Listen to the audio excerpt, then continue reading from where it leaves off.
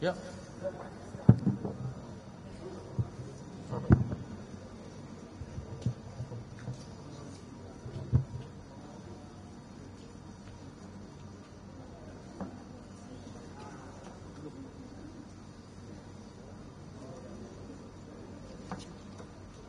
Agak geser sana. Agak geser ini. Agak geser sana. Ya kamu geser dulu.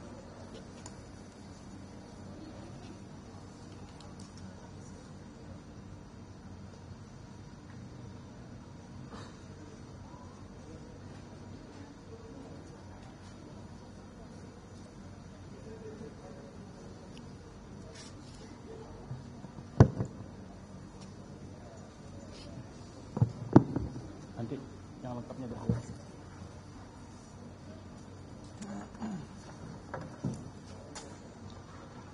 Assalamualaikum warahmatullahi wabarakatuh. Salam sejahtera untuk kita sekalian.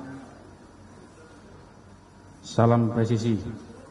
Yang saya hormati Wadires Siber Polda Metro Jaya, yang saya hormati Kasubdit 4 Direktorat Siber Polda Metro Jaya dan penyidik, yang saya hormati, saya banggakan rekan-rekan insan pers, kawan-kawan media. Siang hari ini Direktorat Reserse Siber Polda Metro Jaya melaksanakan rilis tentang pengungkapan kasus illegal access dan manipulasi data seolah-olah data otentik dengan modus mengunggah tampilan database nasabah salah satu bank swasta, ya, yang diungkap oleh Direktorat Siber Polda Metro Jaya, yang mana telah berhasil selain mengungkap dan berhasil juga langsung menangkap pelaku kasus illegal access dan manipulasi data yang seolah-olah otentik dengan hasil sebagai berikut. Tersangka dengan inisial WFT, laki-laki usia 22 tahun. Ya. Peran dari tersangka yang bersangkutan adalah pemilik akun media sosial X, yang dulu kita kenal dengan nama Twitter, media sosial X, dengan nama akun Bijorka dan @Bijorkanesia versi 2020. Kemudian perannya yang kedua, mengunggah tampilan database akun nasabah salah satu bank swasta Indonesia di media sosial akun X dengan nama Bijorka dan username @Bijorkanesia, dan mengambil tampilan database akun nasabah bank dari dark forum, ya. Yang bersangkutan ditangkap pada hari Selasa tanggal 23 September 2025 di Desa Totolan, Kecamatan Kakas Barat, Kabupaten Minahasa, Provinsi Sulawesi Utara. Ya. Untuk motif dan bagaimana pengungkapan akan dijelaskan langsung oleh Wadir Siber Polda Metro Jaya, dan nanti untuk kronologis penanganan perkaranya Kasubdit 4 yang akan menjelaskan. Untuk waktu dan tempat kami persilakan. Terima kasih Bapak Kasubdit Penmas Bid Humas Polda Metro Jaya, rekan-rekan media yang saya hormati, seperti yang disampaikan oleh Pak Kasubdit, jadi pada hari ini kami akan merilis terkait dengan penangkapan Bijorka. Jadi penyidik tindak pidana cyber dalam mengungkap pelaku ini kita membutuhkan waktu sekitar 6 bulan untuk bisa melacak, mengumpulkan alat bukti, kemudian menangkap pelaku. Selama ini pelaku itu sudah memiliki akun di beberapa, biasa kita kenal dengan istilah dark web. Jadi kalau kita lihat lapisan daripada web yang ada saat ini, itu ada surface web, kemudian ada deep web, kemudian ada dark web. Nah, pelaku kita ini bermain di dark web tersebut, di mana di dark web tersebut yang bersangkutan sudah mulai mengeksplor sejak tahun 2020. Nah, di dark web ini tentunya ketika kita mulai bermain, ketika kita mulai mengeksplor di situ, maka akan ada banyak hal-hal yang aneh-aneh yang kita temukan. Salah satunya adalah data-data yang terkait dengan data-data pribadi yang dijual oleh para pelaku-pelaku hacker, oleh para pelaku-pelaku ransomware.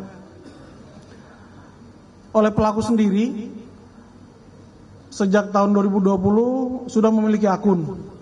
Hanya karena beberapa platform di dark web tersebut dilakukan penutupan secara bersama-sama oleh law enforcement dari beberapa negara, dalam hal ini Interpol, FBI, bergabung dengan beberapa negara, misalnya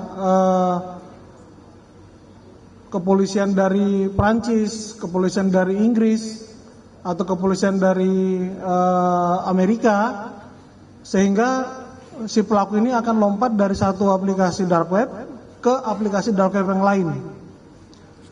Tetapi pada perangkat bukti digital yang kita temukan itu masih tersimpan di dalam perangkat-perangkat tersebut dalam bentuk jejak digital.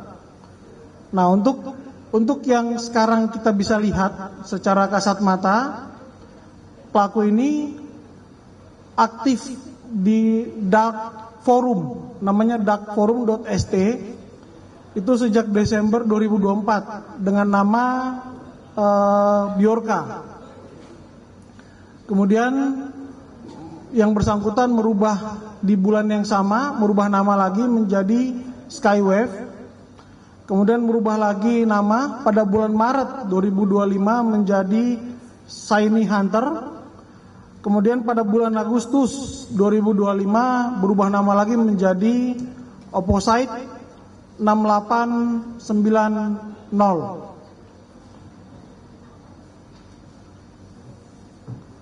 Jadi tujuan pelaku melakukan perubahan nama ini adalah untuk menyamarkan dirinya. Untuk menyamarkan dirinya dengan menggunakan berbagai macam tentunya email atau nomor telepon atau apapun itu, sehingga yang bersangkutan sangat susah untuk dilacak oleh aparat penegak hukum. Pelaku juga di beberapa akun web yang kita sudah lacak itu memiliki data-data, kita belum tahu apakah itu data-datanya sifatnya data pribadi atau data-datanya cuma data yang sifatnya biasa. Tetapi pelaku mengklaim bahwa yang bersangkutan memiliki data-data dari beberapa institusi, baik di dalam maupun di luar negeri, dan itu diperjualbelikan. Pada saat diperjualbelikan, pelaku menerima pembayaran dengan menggunakan cryptocurrency. Pembayarannya tentunya dengan menggunakan berbagai macam mata uang cryptocurrency. Pelaku-pelaku cyber seperti ini merupakan common enemy atau musuh bersama dari berbagai penyidik cyber di seluruh dunia. Jadi mungkin yang bersangkutan saat ini lagi dicari oleh penyidik-penyidik cyber di negara lain, sehingga tidak tertutup kemungkinan kita akan membuka ruang untuk adanya sharing informasi dengan kepolisian negara lain. Untuk detailnya terkait dengan penangkapan akan dijelaskan oleh Kasubdit 4. Silakan.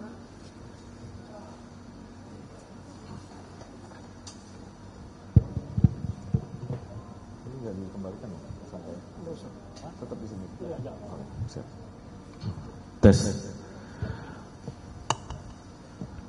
Baik, mohon izin yang kami hormati Bapak Kasubdit Penmas, Bapak Wadir Cyber, dan seluruh rekan-rekan media. Izinkan saya selaku Kasubdit menjelaskan tentang kronologi pengungkapan tindak pidana illegal access dan manipulasi data yang hari ini kita rilis, berawal dengan adanya laporan polisi dari salah satu bank swasta yang ada di Indonesia, di mana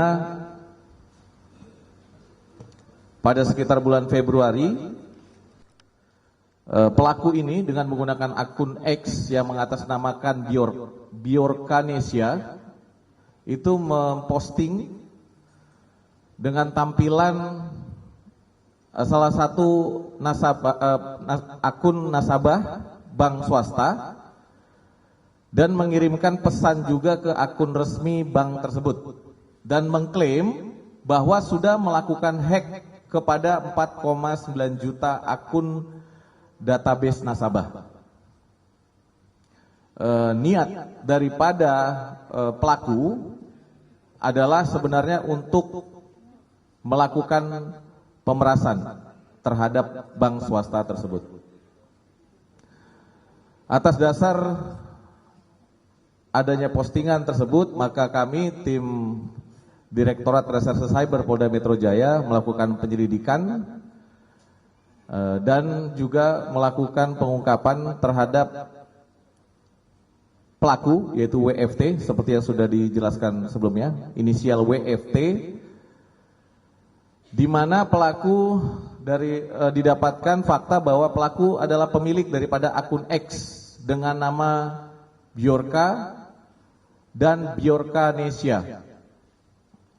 Dan juga kita menemukan barang bukti digital dari komputer dan handphone yang digunakan, berbagai macam tampilan akun nasabah salah satu bank swasta yang digunakan oleh pelaku dan memposting dengan niat untuk melakukan pemerasan. Pelaku ditangkap pada hari Selasa tanggal 23 September, yaitu di Provinsi Sulawesi Utara. Hasil pendalaman dari pemeriksaan yang kita lakukan terhadap tersangka, bahwa yang bersangkutan ini sudah melakukan aktivitas di media sosial dan mengaku sebagai Bjorka sejak tahun 2020. Kami sampaikan juga pengembangan dari perkara ini yang masih kita telusuri, di mana pelaku ini memiliki akun dark forum, yaitu dengan nama yang sudah kami tampilkan di dalam layar TV, yaitu dengan nama Bjorka. Kemudian pada tanggal 5 Februari, karena akun ini menjadi sorotan publik, dia mengganti akun nama Bjorka itu menjadi Skywave. Setelah dia mengganti, kemudian pelaku melakukan posting terhadap contoh-contoh atau sampel tampilan akses perbankan atau mobile banking salah satu nasabah bank swasta. Kemudian setelah itu di bulan Februari juga pelaku menguploadnya melalui akun X yang bernama Bjorkanesia. Setelah itu dia akan mengirim pesan kepada bank yang dimaksud dengan niat untuk melakukan pemerasan. Kemudian di bulan Maret melalui channel Telegram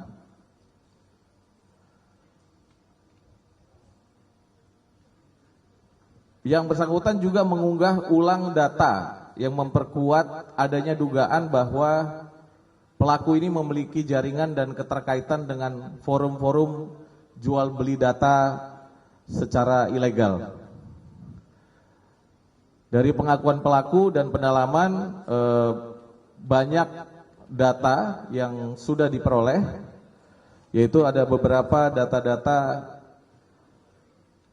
perbankan dan juga ada data perusahaan-perusahaan kesehatan, juga ada data-data perusahaan-perusahaan swasta yang ada di Indonesia yang juga diklaim dan diperoleh oleh pelaku, di mana pelaku juga melakukan jual beli data tersebut melalui akun-akun media sosial lainnya, yaitu ada akun X, akun dengan berbagai macam nama, itu Biorkanesia, dan akun-akun lainnya. Kemudian ada akun Instagram, TikTok, dan Facebook yang keseluruhan mengatasnamakan dirinya adalah sebagai Biorka. Dari hasil penjualan tersebut, seperti yang dijelaskan tadi, pelaku menerima pembayaran melalui akun-akun kripto yang dimiliki oleh pelaku. Dan secara rutin pelaku ini juga selalu mengganti. Jadi setelah akun tersebut disuspend, maka dia akan selalu mengganti dengan akun-akun yang baru dan menggunakan email yang baru. Terhadap dugaan tindak pidana illegal access yang diduga dilakukan oleh pelaku, masih akan terus kami lakukan pendalaman secara saintifik untuk dapat membuktikan dari mana asal data-data tersebut didapatkan oleh pelaku. Demikian yang dapat kami sampaikan. Terima kasih.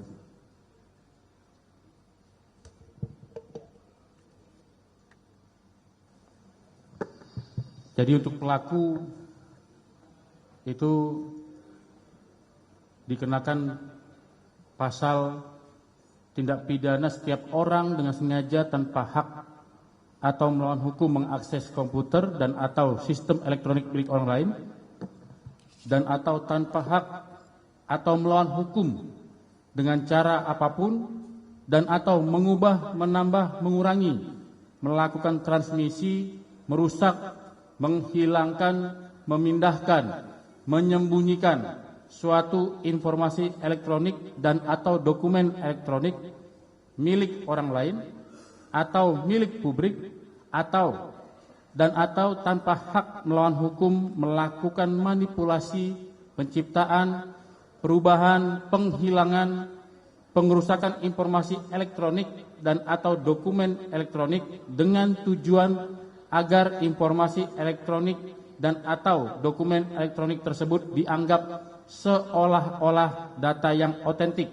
sebagaimana dimaksud pasal 46 junto pasal 30 dan atau pasal 48 junto pasal 32 dan atau pasal 51 ayat 1 junto pasal 35 Undang-Undang Nomor 11 Tahun 2008 sebagaimana diubah terakhir dengan Undang-Undang Nomor 1 Tahun 2024 tentang perubahan kedua atas Undang-Undang Nomor 11 Tahun 2028 tentang informasi dan transaksi elektronik dengan ancaman pidana paling lama 12 tahun penjara dan denda sebesar 12 miliar rupiah, dan atau setiap orang dilarang secara melawan hukum memperoleh, mengumpulkan, mengungkapkan, dan atau menggunakan data pribadi yang bukan miliknya yang dapat mengakibatkan kerugian sebagai subjek data pribadi dengan pasal 65 ayat 1 junto 67 ayat 1 Undang-Undang Nomor 27 Tahun 2022 Undang-Undang tentang Perlindungan Data Pribadi dengan ancaman pidana paling lama 5 tahun dan denda 5 miliar rupiah. Demikian untuk hari ini. Kalau ada pertanyaan atau pendalaman dari rekan-rekan media, silakan, waktu dan tempat kami persilakan. Ada yang bertanya? Ini kiri. Ya, selamat sore Pak Pak Subdit, Pak Dir, Pak Wadir, Pak Kasubdit dan yang lainnya. Saya Adi Anugradi dari liputan6.com. Saya ingin bertanya, apakah biorka yang dimaksud ini ada kaitannya dengan biorka yang saat itu sempat dicari-cari oleh pihak kepolisian. Yang kedua, ingin mempertegas saja terkait dengan tadi sempat disinggung admin atau pembuat akun admin dari Opposite 6890. Apakah dia termasuk dalam jaringan admin tersebut atau seperti apa gitu? Langsung aja. Baik, terima kasih. Saya langsung jawab. Mungkin, ya jawabannya saya bisa jawab mungkin. Baik yang biorka, apakah biorka 2020 mungkin? Apakah dia Opposite 6890 yang dicari-cari mungkin? Iya.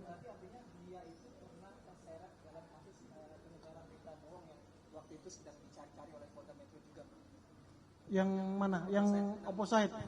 Ya mungkin, karena di internet anybody can be everybody. Everybody can be anybody. Jadi itu masih dalam penyelidikan, gitu ya.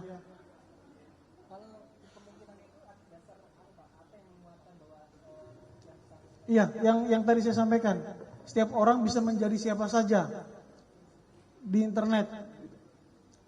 Nah, kita perlu pendalaman lebih dalam lagi terkait dengan bukti-bukti yang kita temukan terkait dengan baik itu metadatanya, jejak digitalnya, sehingga itu bisa kita formulasikan.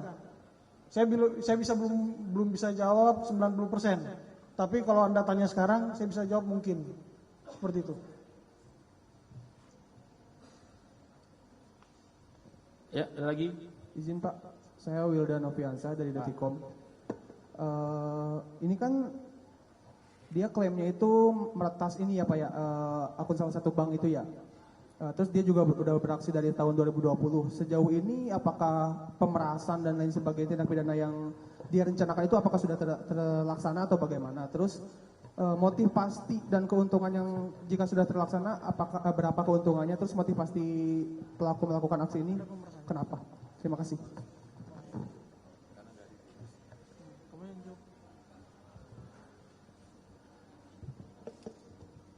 Cek, saya akan coba jawab perihal pemerasan. Faktanya terhadap case yang sedang kita tangani ini belum terjadi. Jadi motif dia melakukan adalah untuk melakukan pemerasan.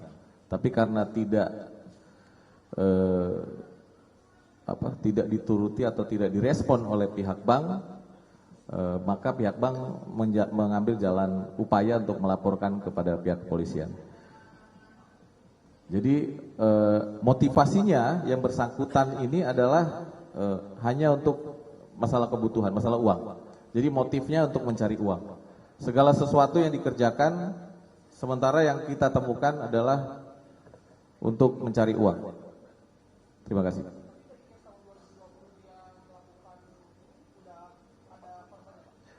Ya, itu masih dalam proses pendalaman seperti tadi yang sudah dijelaskan bahwa ini peristiwa kan sudah lama Pak terjadi. Jadi butuh waktu kita untuk melakukan penyelidikan.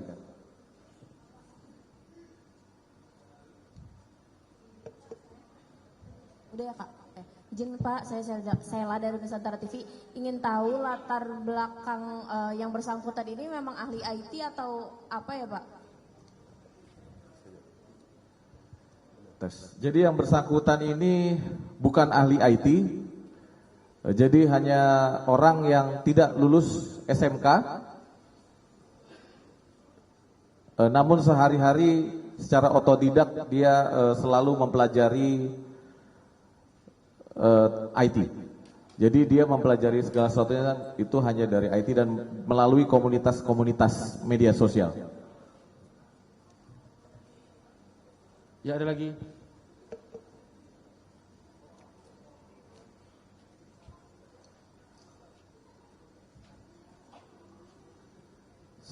Izin Pak, saya Habibi dari Merdeka.com, ingin menanyakan saja untuk backgroundnya dia sendiri tadi kan hanya lulusan IT dan segala macam, tapi kalau untuk dari 2020 sampai ini keuntungan sementara yang didapat oleh pelaku ini berapa ya nominalnya dari 2020 sampai 2025? Sama untuk ini dia berarti dari 2020 sampai 2025 ini melakukan hanya sendiri atau ada orang lain gitu Pak? Sama profesi sekarang saat ini itu apa? Makasih.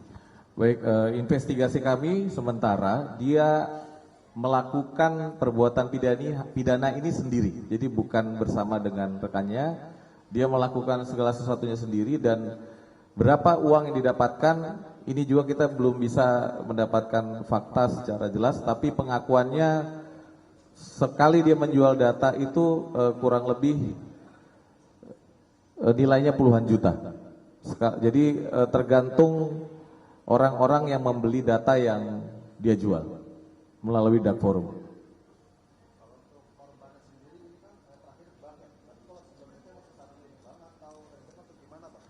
Kita belum mengidentifikasi korban-korban lain. Jadi memang sehari-hari melalui dark forum ini dia sementara faktanya dia diduga melakukan jual beli data pribadi.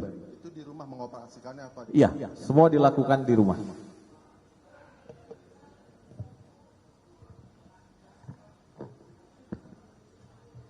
Tes, Pak, saya Pak dari kompas.com. Pak, mau menegaskan lagi, berarti memang sehari-harinya itu pekerjaannya itu dia hanya di depan komputer saja kah atau bagaimana? Dan yang kedua, dia ini bisa tahu dark web ini dari siapa ya? Apakah dia punya kenalan atau mungkin ada jatuhnya kayak apa ya? Kayak teman di dunia maya dia yang mengetahui dia gitu. Terima kasih Pak. Iya, sehari-hari dia tidak ada pekerjaan, jadi memang setiap hari hanya di depan komputer, terus melalui komunitas yang sudah dia bangun sejak lama. Dia sudah lama sekali, dari tahun 2020 dia sudah mulai mengenal dan mempelajari komunitas dark web, dark forum. Dari situlah pelan-pelan dia mulai mempelajari bagaimana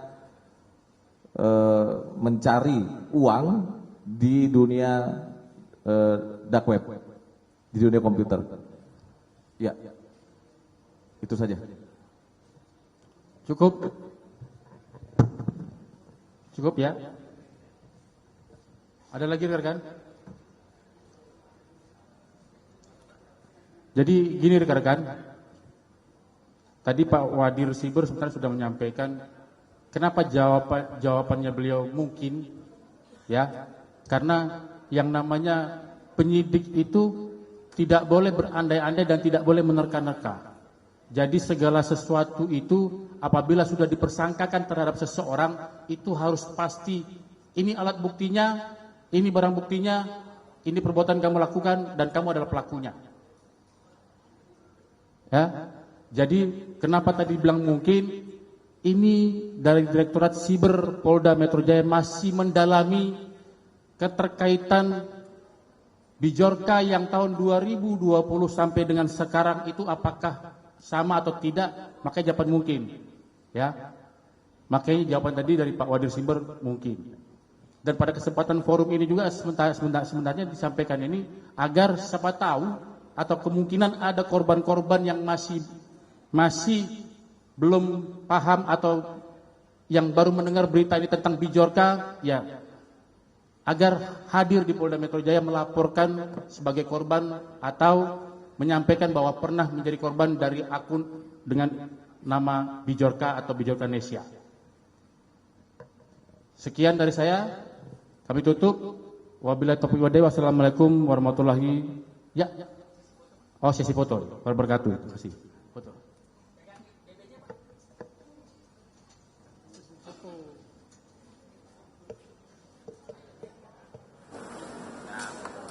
Pegang Pak, itunya Pak. Yang ini Pak.